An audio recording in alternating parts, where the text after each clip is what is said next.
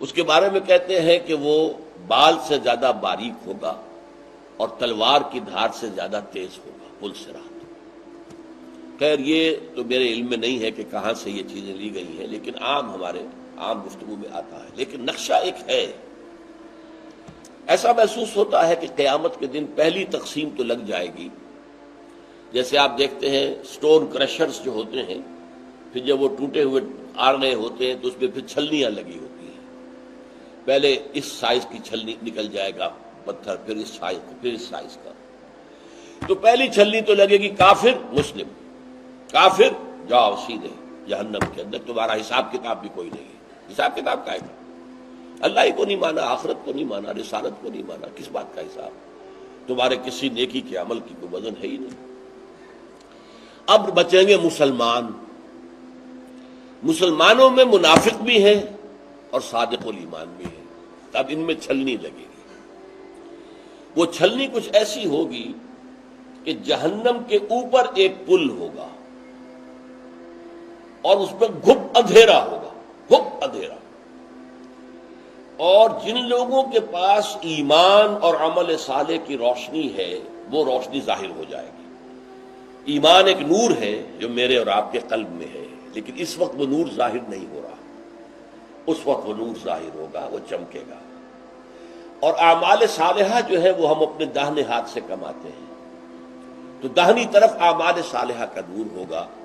تو جو اہل ایمان ہوں گے وہ اس نور کی روشنی میں راستہ دیکھتے ہوئے کہیں ٹھوکر نہیں کھائیں گے، وہ سیدھے اس پل کو عبور کر کے اور دوسری طرف جنت ہوگی، وہ جنت میں داخل ہو جائے۔ اور جو ہوں گے منافق، ان کے پاس نہ نور ایمان ہے نہ نور اعمال صالحہ ہے، تو وہ ٹھوکریں کھائیں گے اور نیچے جہنم میں گر جائیں گے۔ یہ ہے ایک نقشہ، اور اس کے لیے تائید سورہ، یہ جہاں تک میں نے آپ کو بتایا یہ نقشہ، یا ایھا الذین آمنوا توبوا الی اللہ توبۃ نصوحا عسیٰ ربکم ان یکفر عنکم سیئاتکم ویدخلکم جنات تجری من تحتہا الانہار یوم لا یخزی اللہ النبی والذین آمنوا معہ نورہم یسعی بین ایدیہم وبایمانہم۔ ان کا نور دوڑتا ہوا ہوگا ان کے سامنے اور ان کے دائیں طرف۔ آپ کے اندر اگر نور ایمان ہے، وہ نور ایمان قیامت کے دن ظاہر ہو جائے گا۔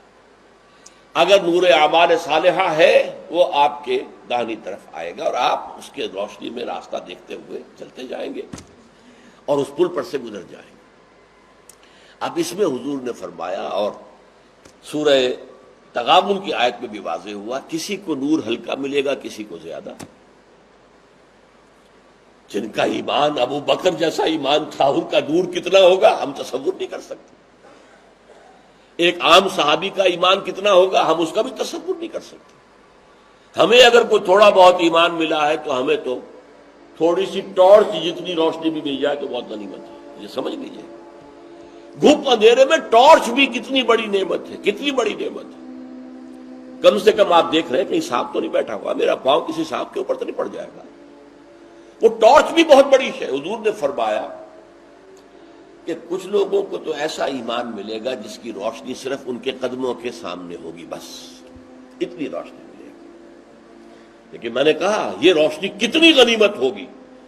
قدموں کے آگے روشنی ہو تو تباہی سے بچ جائیں گے، ٹھوکر نہیں کھائیں گے، کہیں کوئی سانپ کوئی اور اس چیز کوئی موذی شے جو ہے اس سے بچ کر جائیں گے۔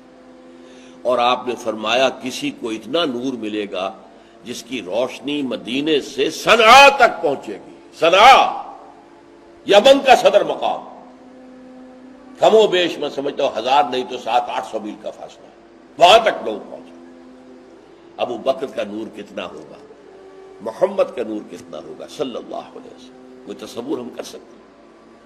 لیکن بہرحال جیسا کہ میں نے عرض کیا، جس کو وہ ٹارچ بھی مل گئی، اپنے قدموں کے آگے ہوتی ہے نا ٹارچ کو، جب آپ لے کر چلتے ہیں کسی اندھیرے میں تو اپنے قدموں کے سامنے مارتے ہیں، تو وہ بھی بہت بڑی نعمت ہے۔ اللہم ربنا اجعلنا منہم، اللہ تعالی ہمیں وہ نور ایمان اور نور اعمال صالحہ عطا فرمائے۔ دین کی بات پھیلانا صدقہ جاریہ ہے، ثواب کی نیت سے ویڈیو کو شیئر ضرور کیجیے۔ جزاک اللہ۔